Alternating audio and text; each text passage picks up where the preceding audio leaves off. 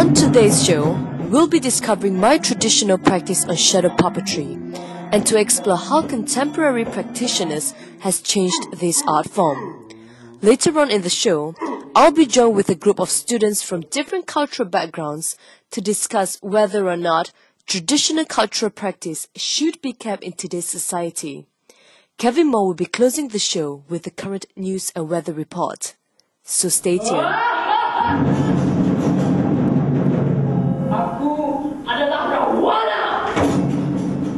A traditional shadow puppet form, wayang kulit originated from Malaysia and Indonesia. A Tok Dalang, the master puppeteer, is the central figure of a performance who leads the orchestra while bringing life to the puppets. Being a Malaysian, I was trained as a student puppeteer and has been following the development of this art across the globe. I was down in London to discover how current practicing puppeteer has changed and made wayang kulit contemporary. I am down here at the Centre for Creative Collaboration London to watch and explore a new contemporary wayang kulit performance. Traditionally, wayang kulit was used for healing and ritual purposes. People with healing needs are believed to have the wrong wind in them, and after a show performed by the master puppeteer, it is believed that he or she will be cured for that period of time. However, nowadays, wayang kulit seems to be more entertainment-based. A Dalang in Search of Wayang is an interactive shadow puppet show performed by Dr. Matthew Cohen. Dr. Cohen is a London-based American puppeteer, educator, and scholar who has been in this art for the past 2 decades. He has studied and lived in Indonesia for the past 7 years.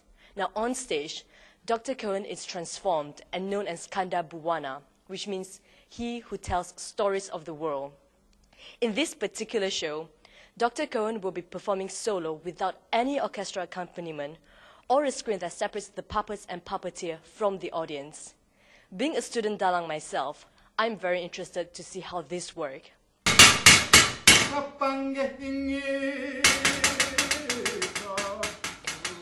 In this performance, the puppeteer coordinated the entire show himself, from playing the music to bringing the puppets to life, as well as interacting with the audience. Here you go on talking and talking like Chung Kring. Yeah, I've been told that my nose is a lot like Chung Kring.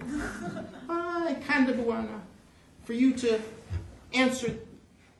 As an audience, we were given the alternative to switch our attention between the actual performance to watching the shadows crafted on the wall. You must meet. Here, Dr. Cohen transformed from a performer into a puppet by the use of mask. So I'm here right now with the master puppeteer, Dr. Matthew Cohen. So Matthew, how did your interest in puppetry started? I became interested in puppetry per se after I became interested in wayang kulit. This is a wayang over here. And I discovered, like a character from Molière, that these were puppets. And I hadn't thought about them as puppets before. But I was interested in wayang as a root source of a lot of what we now call theatrical interculturalism. Right, okay. And so only later did I become interested in more other kinds of puppets. Right. So I understand that you trained for 7 years to be a Dalang in Indonesia. How do you know that how do you feel that you're once a qualified master puppeteer? How do you feel? Is there like a spiritual connection to it? That's a good question, because while I've lived in Indonesia for about 7 years and studied wayang and performed wayang for much of that time, I would say that I'm not a Javanese, obviously, but in the role of a Dalang, when I am performing wayang, that I'm entrusted by communities, because of my knowledge of the stories, to perform sacred stories. And that's really interesting, not being Javanese, not necessarily buying into all the beliefs which are part of wayang. Yeah. But because I'm able to enact the stories in an efficient and correct manner, that I'm able to give blessings to rice crops, I'm able to expel evil spirits, I'm able to create holy water, without necessarily believing in all the beliefs wrapped up in those things. Okay. But and so you have a puppet in your hand right now. Do you want to explain more about him, maybe its character and the name? Yes, this is Semar, also known as Kanda Buwana. And Semar is one of the principal clowns of the wayang kulit, who act kind of as intermediaries between the world of gods and heroes ancient Indic literature and the world of the everyday human being. As one of my friends said, they speak like us.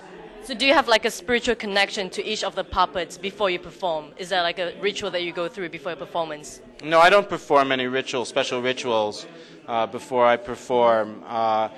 Some puppeteers do, some puppeteers don't. But, you know, this is something depending on the audience as well, that there might be a demand for a particular kind of incantation, and I'm willing to fulfill those things at their behalf.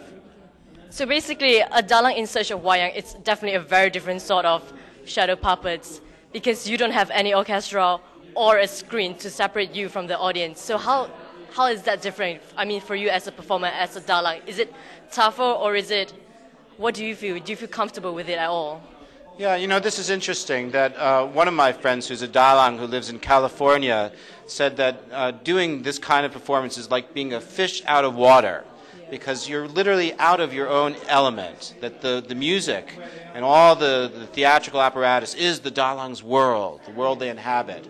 But I think that these kinds of interventions in the performance tradition, moments when ongoing themes are recollected and expressed and meditated upon, are really important. And so this is a great opportunity to bring this performance here to the Center for Creative Collaboration in London, to bring this also to Thessaloniki, Greece, where I performed at a festival there, and then later in April to bring it to the United States. All right, thank you so much, Matthew, and I wish you all the best in your tour in Canada and America. Thank you. Thank you.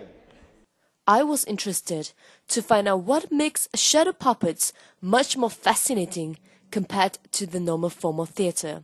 Here was what the audience said. What I like about it is a liberation to say a bit more than you'd maybe normally say as an academic, because you've got a puppet in front of you, and I think that's quite enlivening. It's a bit like Mr. Punch. When you do a 3D puppet and me, audience can really clearly see that that's puppet and me. But when you put the shadow, it's put the filter, so it's a slightly different. Well, it's the magic. It's making you believe in something that not only is not alive, because you know with puppetry you have to believe in something that's not alive, but shadow is a complete negative of even a puppet because it doesn't exist. It's the absence of light. The fact is that through that performance, though, through a performance of shadows, people are still drawn into it, people still believe in it, people still are attached to the characters. When you're looking at just the shadows, you can just build up layers of shadow, layers of impressions. It's very exciting. I love shadows. And also, I suppose it's something as well that something very messy in the foreground becomes very cleaned up on the wall. Later on in the show, we'll be having the news and weather report from Kevin Moore. Well, up next, I went to Cardiff and met up with several students. And thanks for watching.